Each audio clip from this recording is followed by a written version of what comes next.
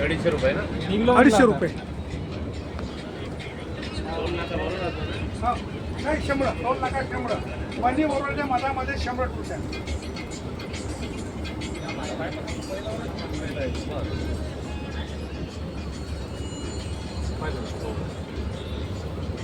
आज मुख्यमंत्री देवेंद्र फडणवीस साहेबांच्या वाढदिवसानिमित्त एसी बस सोडण्यात आली आणि तिचं जवळजवळ 1.5 पट तिकीट आहे.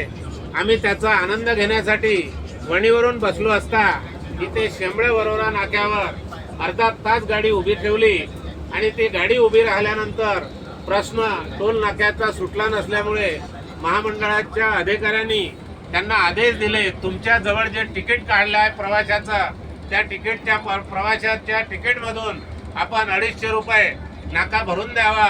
कंडक्टर साहेबांनी तो टोल नाका 250 रुपये भरला आणि ती पावती सुद्धा आहे.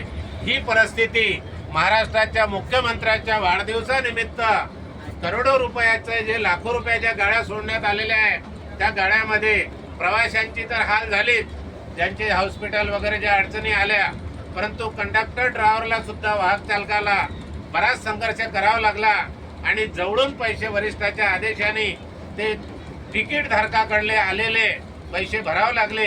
ही परिस्थिती नामुष्की आलेली आहे.